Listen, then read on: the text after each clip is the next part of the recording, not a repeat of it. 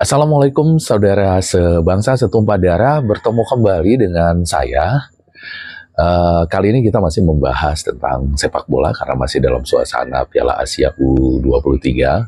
Sebenarnya di sini saya banyak sekali mendapatkan permintaan dari para penonton channel ini untuk membahas kembali kontra narasi Malaysia terkait dengan serangan dari netizen Malaysia kepada saya secara pribadi gitu. Jadi teman-teman di sini ingin saya membahas itu, terutama di videonya Misteri ya, yang tidak setuju dengan cara saya membuat kontra narasi terhadap Malaysia. Tapi sebagaimana para penonton sekalian sudah mengetahui kalau saya mengelola channel ini sendirian ya, jadi tidak bantu siapapun. Saya merekam sendiri, saya mencari materi sendiri, dan juga sampai proses editing. Sehingga saya mohon maaf dulu, untuk kali ini saya belum punya waktu untuk membahas tema yang lain. Karena sekarang kita masih dalam suasana Piala Asia U23, saya katakan, dan kemudian pencapaian tim nasional kita juga cukup bagus di sini dan banyak diminati. Selain itu juga ada harapan kita untuk lolos ke babak berikutnya gitu. Nah, kali ini masih terkait Piala Asia U23 ini, kita kembali membahas sang tuan rumah Qatar yang menjadi tim pertama dipastikan lolos ke babak berikutnya, yaitu babak ke-8 besar atau perempat final. Setelah di pertandingan kedua mereka berhasil mengalahkan Yordania. Ya, Yordania ini memang tim yang terbilang paling sial 2024 ini. 2 kali mereka ikut Piala Asia di senior dan juga di junior. Keduanya itu mereka harus berhadapan dengan tuan rumah Qatar ya, dan di 2 pertandingan itu mereka dikalahkan. Nah,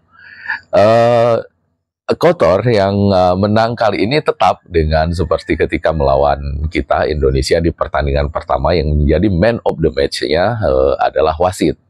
Dan seperti kata pelatih kita Shin Taeyong ya, dan juga video pertama saya ketika Indonesia kalah dengan Qatar, ini pertandingan terkait Qatar ini bukanlah pertandingan sepak bola, tapi ini komedi gitu. Ya, bagaimana tidak komedi ya. Wasit yang menjadi man of the match pada pertandingan Qatar melawan Yordania ini adalah wasit VAR asal Thailand yang bertugas ketika Qatar melawan Indonesia. Itu adalah wasit yang memberikan masukan kepada Nasrullah Kabirov saat memutuskan penalti di babak pertama itu ya, ketika Nasrullah Kabirov sudah mengatakan sebenarnya sudah memberikan tendangan bebas kepada Indonesia, kemudian dikoreksi oleh wasit Thailand ini ya, Suudom. Nah, si Suudom ini memimpin pertandingan Yordania melawan Qatar. Ya, betul-betul komedi kan. Nah, dan hasilnya memang seperti saya sebut di awal tadi, dia menjadi man of the match pada pertandingan ini. Nah, pertandingan sendiri sebenarnya ya sama seperti ketika Indonesia melawan Qatar. Yordania mendominasi penuh pertandingan ini di babak pertama. Serangan demi serangan terus dilancarkan oleh Yordania ke lini pertahanannya Qatar, tapi sayang sekali tidak ada gol yang tercipta sampai pada suatu skema serangan balik. Dari sisi kanan penyerangan atau sisi kiri pertahanan Yordania, seorang pemain Qatar bisa lolos dan mencetak gol dari sudut sempit. Jadi gol ini mirip-mirip dengan gol yang dicetak oleh Ragnar Oratmangun ke gawang Vietnam saat bermain di Stadion Midin. Cuman bedanya ini dari sisi kanan penyerangan, Ragnar waktu itu masuk dari sisi kiri penyerangan, tapi dari sudut sempit kurang lebih sama golnya itu. Nah, ketika gol tercipta ke gawang Yordania kembali meningkatkan intensitas serangan yang bergelombang, tapi tidak ada gol yang tercipta sampai babak pertama berakhir. Nah, di babak kedua serangan dari Yordania membuahkan hasil ya, berawal dari satu serangan ke jantung pertahanan Qatar. Seorang pemain Yordania dijatuhkan di kotak penalti karena terlalu terang benderang wasit Thailand yang tadinya memimpin yang tadinya merupakan wasit VAR ketika melawan Indonesia ini langsung menunjuk ke titik penalti dan dimanfaatkan dengan baik oleh Jordania. Skor pun berubah menjadi 1-1. Ya, setelah skor 1-1, Jordania kembali bermain menyerang pertahanan kotor, dan tapi sekali lagi tidak ada menghasilkan gol sampai waktu normal di babak kedua berakhir. Wasit asal Thailand ini menambahkan waktu 10 menit untuk ke waktu tambahan ya. Nah, di 10 menit waktu tambahan ini pun Jordania terus menyerang kotor, tapi tidak ada hasil. Sampai kemudian waktu yang diberikan 10 menit itu berakhir, tapi wasit Thailand ini masih belum meniup peluitnya. Ya, pertandingan terus berlangsung sampai menit ke 104 ya, 103 lebih gitu. Jadi terhitungnya menit 104. Seorang pemain Jordania melanggar pemain Qatar di sisi kiri pertahanan mereka ya, atau di sisi kanan penyerangan kotor. Nah, dari sana kemudian kotor mendapatkan tendangan bebas. Dari tendangan bebas ini terciptalah gol kemenangan untuk kotor di menit ke 104. Nah, di sini kembali terjadi kontroversi. Sebelum gol itu tercipta, salah seorang pemain Jordania, jersinya ditarik oleh pemain kotor sebelum itu. Dan artinya itu ada pelanggaran ya. Jadi seharusnya gol harus dibatalkan. Nah, pemain Jordania pun merubung wasit, meminta wasit mengecek VAR. Dan itu terjadi drama 5 menit lebih, itu wasit berkonsultasi dengan wasit VAR bagaimana posisinya, sampai kemudian akhirnya wasit asal Thailand ini melihat monitor VAR di sana dan terlihat jelas di situ bagaimana pemain kotor menarik jersey pemain Jordania gitu. Tapi setelah melihat VAR yang begitu terang benderang kejadiannya, wasit Thailand ini tidak mengubah keputusannya, tetap memberikan gol itu kepada Jordania. Alhasil, gol ke gawang Jordania itu sebagai milik kotor gitu ya. Dan tidak lama setelah gol itu disahkan, wasit Pudong asal Thailand ini pun meniup peluit panjang. Ya. Dan hasil kemenangan, 2 kali kemenangan kotor ini sudah memastikan kotor lolos ke babak ke-8 besar dengan status juara grup. Jadi tidak peduli nanti hasil apapun yang terjadi di pertandingan terakhir, baik dari tim lain atau kotor sendiri yang di pertandingan terakhir akan menghadapi Australia, itu mereka sudah dipastikan sebagai juara grup.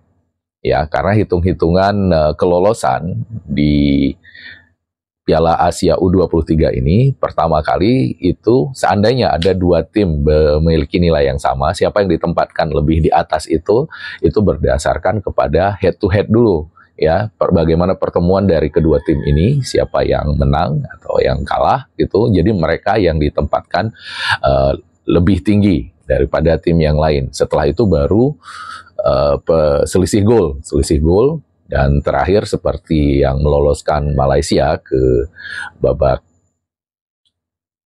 ke Piala Asia U23 kali ini, yang dihitung adalah poin fair play ya, di situ entah dari kartu, biasanya dari jumlah kartu kuning yang didapatkan ataupun kartu merah gitu.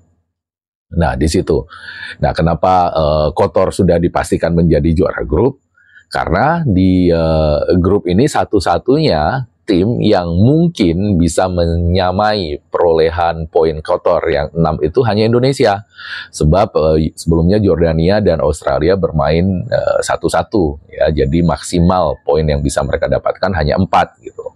Nah, bagaimana mendapatkan poin 4 itu kalau Jordania menang melawan Indonesia, poinnya 4, dan Australia menang melawan Qatar, poinnya akan 4. Jadi mereka tidak mungkin lagi tergeser dari puncak klasemen grup A ini, itu yang memastikan mereka tampil sebagai juara grup untuk melaju ke babak berikutnya. Nah, sementara 3 tim tersisa, Indonesia, Jordania, dan Australia akan berebut tiket terakhir dari grup ini, tiket kedua. Nah, ketiganya masih berpeluang Meskipun tentu saja peluang terbesar ada di Indonesia yang hanya membutuhkan hasil seri. Bagaimana nanti peluang ini saya akan bahas di video berikutnya ya. Nah, kemenangan Kotor ini tentu saja membuat emosi rakyat Jordania ya. Jadi sama seperti ketika kita kalah dengan Kotor dengan cara kotor seperti itu. Kali ini pun masyarakat Jordania meluapkan kemarahannya kepada Kotor dan juga AFC ya. AFC karena memang mereka ini seperti saya katakan tadi sial betul, 2 kali bertemu Qatar dan 2 kali dicurangi di Piala Asia baik senior maupun junior ini. Jadi kita baca ini bagaimana komentar-komentar dari Jordania, bahkan Indonesia pun ikut menyerang situs AFC yang memberitakan kemenangan kelolosan Kotor ke babak 8 besar ini dengan ya bermacam inilah membela Yordania pada intinya gitu ya. Jadi mereka bilang ya udah berikan aja pialanya kepada Kotor gitu. Nah, di Yordania sendiri kita lihat ini bagaimana marahnya masyarakat Yordania diperlakukan seperti itu oleh Kotor. Ini ada yang bilang kalau uangnya Kotor itu sudah mengalir ke Asia dan Eropa gitu. Ada yang mengatakan wasit sudah dibeli oleh timnas Kotor gitu. Di sini seperti ini. Di postingan yang lain yang mengatakan sudah berhenti aja dari turnamen ini, ngapain ikut, wasit juga udah dalam perjalanan, katanya paling nggak kita nggak menjadi bagian dari ini katanya, yang apa yang disebut oleh Sintayong komedi gitu kan. Nah yang lain mengatakan nih gol kedua itu 100% busuk katanya, gol kedua Kotor itu 100% busuk seperti itu. Jadi seperti itu Piala Asia U23 ini ya, dan yang selain untuk mencari juara, tapi juga ini merupakan ajang kualifikasi untuk untuk Olimpiade di Paris nanti.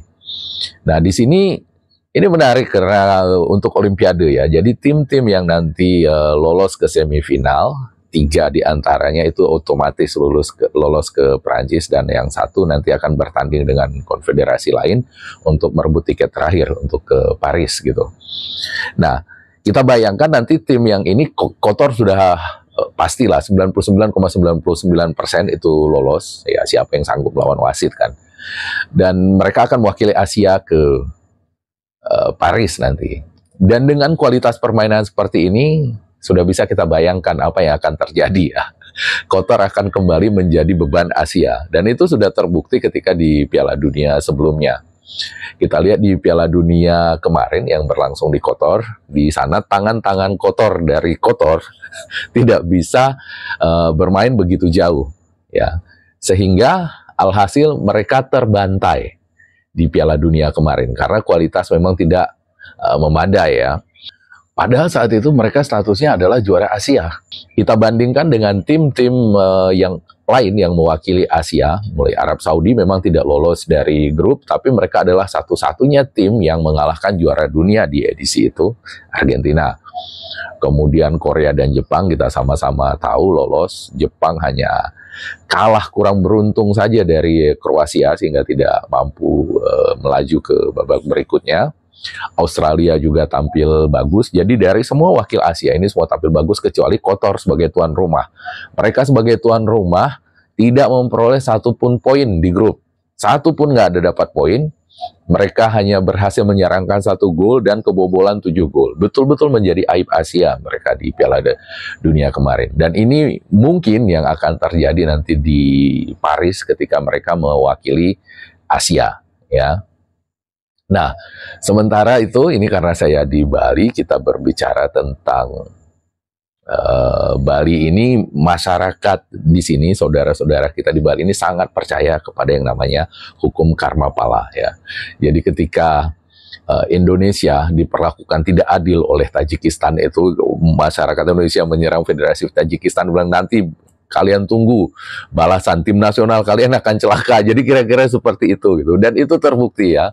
Tajikistan juga menjadi salah satu tim yang dipastikan tidak akan lolos ke babak 8 besar. Di pertandingan kedua ini mereka kembali dibantai oleh Irak dengan skor 4-2. Skor ini identik dengan kekalahan yang mereka derita dari Arab Saudi juga 4-2. Sepertinya Tajikistan ini suka sekali dengan skor 4-2 ya.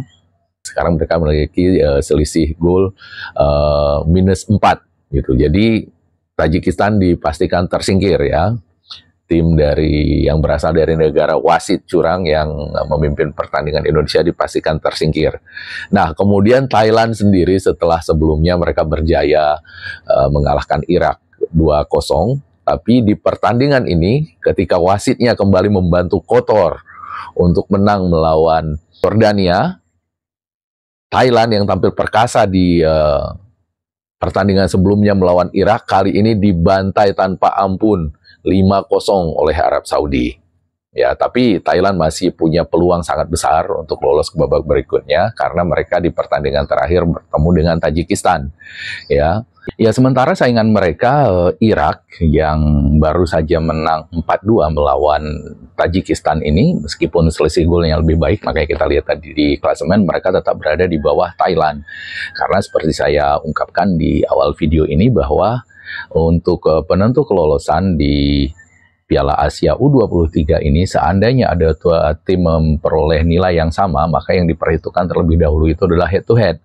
Dan secara head to head, Thailand menang melawan Irak ya. Jadi di pertandingan terakhir nanti, seandainya Thailand bisa menang 1-0 saja melawan Tajikistan, tidak peduli hasil apapun yang diperoleh oleh Irak ketika melawan Arab Saudi, Thailand akan tetap lolos.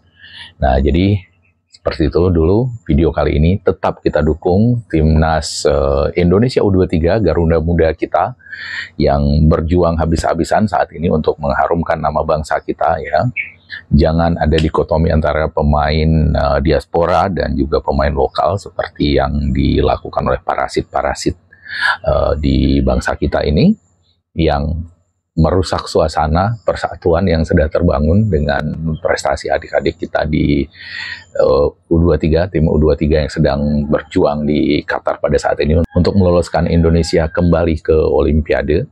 Ya, setelah sudah lama sekali dulu terakhir kita masih melawan Maradona waktu itu, Bambang Nurdiansyah dan kawan-kawan. Jadi demikian dulu video kali ini dari saya. Assalamualaikum warahmatullahi wabarakatuh dan merdeka.